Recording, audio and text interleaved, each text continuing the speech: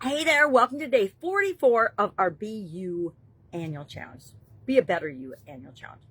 We're doing one thing every day this year to be a better version of ourselves. Today's topic is self-esteem and confidence. What do they have to do with each other? I'll share 7 ways that you can increase your confidence and by increasing your self-esteem. And we'll talk about an exercise that I have found to be so powerful. I originally learned it from Louise Hay, but we'll talk a little bit about it. It's called the mirror exercise. We're going to start practicing it today. And I encourage you to practice it every day from now on, actually forever. There's some things that we can do, like brushing our teeth, bathing, eating, sleeping, going to the bathroom. We do them automatically every day. And if you can make this exercise one of those things you do automatically, the impact it'll have on your life is kind of mind-boggling. All right, so what the heck is self-esteem, and what does it have to do with our confidence? Self-esteem, nobody's born with high self-esteem, right? We're just born, we're kind of a blank slate, and we go from there. And based on our experiences, how people treat us, the things that happen to us, we develop a sense of who we are and our worth and value in the world. Self-esteem to me is something that is a part of our lifelong journey.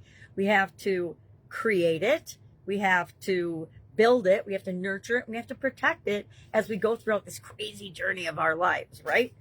Good and bad happens every single day. I used to think, and I catch myself asking my granddaughter whenever she comes home from school, she's in daycare, or not daycare, she's in day school. She's in a great outdoor active kid program, which is perfect for her. And every time she comes home, I ask her, well, did you have a good day? How was your day? I guess I say, how was your day? And then she'll say good or bad, or good and bad, or bad. And I'm like, am I setting her up to focus on the negative? And so I want to maybe tweak that a little bit. That's a total aside that I just thought of. Anyway, what are some ways that we impact our self-esteem and the self-esteem of the people we love and care about the most, right? Or the people that we work with. It's part of our role in life to set a good example, and also to treat people the way we want to be treated. And that means nurturing and growing and helping them with their self-esteem, right? So what are some ways we can increase our self-esteem and maybe even help increase the self-esteem of other people? Number 1, we can practice positive self-talk. I don't know about you, but I've been practicing positive self-talk since I realized that I had a voice going on in my head, and it was usually negative. Number 2, we want to set and achieve small goals. Why small goals? And I'm a big goal, lifelong legacy goal person for the most part. But I also know that along the way of creating anything that we want, we have to have little goals. So maybe you have a goal that says, I will talk to one new person today, or I will speak up in a meeting, or raise my hand in class, whatever it might be. Number 3, surround yourself with supportive people. People we hang around with have an incredibly powerful impact on us. If we let them, if we're in an environment that isn't ideal for us right now, we can steel ourselves and put a little bubble around ourselves and protect ourselves from letting those negative things or negative situations get at us and destroy us. It's up to us whether we're destroyed by things or not, or negatively impacted by things or not. And that's really hard when you're in one of those negative situations. I speak from vast amounts of experience on this topic. It's hard, but we still have to maintain who we are and our core values and what we stand for and what's important to us, no matter what is going on around us. I think of COVID, and no matter how crazy the world was, we still had to take care of and be responsible for ourselves and our families and those we love and care about. Number 4, embrace your strengths and accept your things you suck at, or that you're not really great at, right? We're all great at some things. We're good at other things. We're mediocre at a lot of things, probably the majority of things. We stink at some things, and we absolutely positively suck and are terrible at others. Usually, those are the things we don't like to do and don't care about and don't want to do anyway. I suck at housework. I know, it's my dirty little secret. I don't like it, so I'm not very good at it. I will often do the minimum to get by, so that's why I don't like when people say, how you do one thing is how you do everything. Because it's not. It's totally not.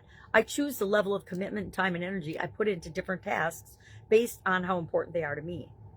Number 5, engage in self-care. Freaking take care of yourself.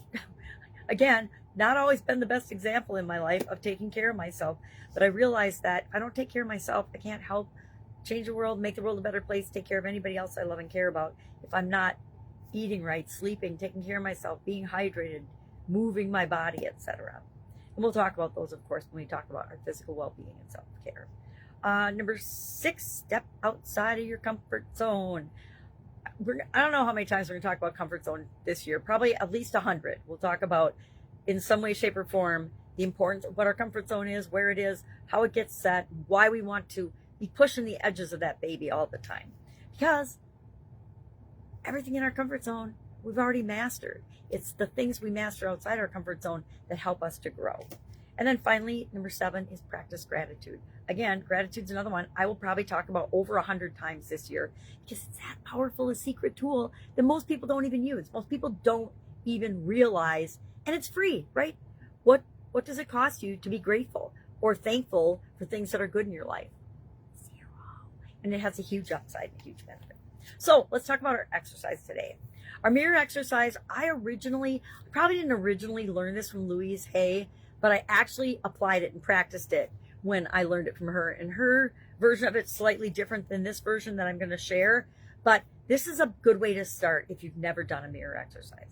And the point of a mirror exercise is to allow us to really connect with ourselves and get in touch with who we are inside. Because a lot of times that's buried really, really deep and we're not paying any attention to it because we're running through our life.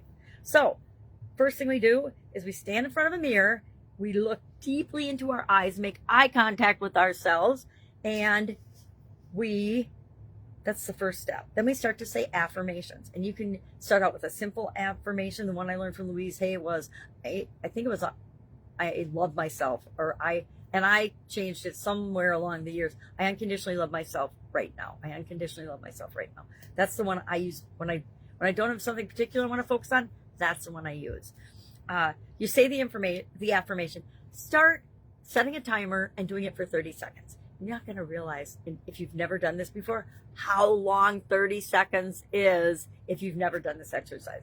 30 seconds of looking yourself in the face and telling yourself you're awesome is probably some of the best things you can do to counteract all the negative that's going on in our world, in our lives, and in our own heads, right? Because we pick up all that negative crap along the way, and the outside world might not be telling us the negative things, but we're still playing those old tapes in our head and over and over and over again, thousands and tens of thousands of times a day. And that is what slows us down from getting what we want and being a better version of ourselves. So then, this is hard too. Speak the affirmation out loud. Say it out loud while you look yourself in the eye in the mirror and notice what comes up. I guarantee it's going to be super duper hard for about a week. Sometimes, for me, whenever I give up anything or do anything or try anything new, like that's a challenge for me physically or personally, usually takes me about 10 days before I can say, okay, I got this. I can do this. It's going to be a habit for me now. I think of examples in the past where I've challenged myself to give up sugar for 30 days or something. And the first day is okay because I'm excited about it. The second day is usually okay. By the third day, I already want to quit. Sometimes by the second day, depends on what's going on and what I'm giving up or what I'm challenging myself to do.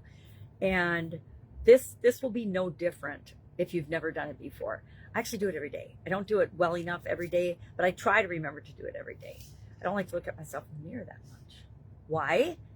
For a lot of reasons, but they all come up when I do this exercise. So stand in front of the mirror, look yourself in the eye, take a deep breath, and start to say affirmations. Or I say start with one. Pick one that you want to work on the most, and then when you've got that one, so that it doesn't make you cry or make your eyes water or bring up stuff that from your past or bring up stuff that's going on right now, before you add another one or a different one or others. You can do this as many times a day as you want. Whenever you walk by a mirror, you can say, I unconditionally love myself right now.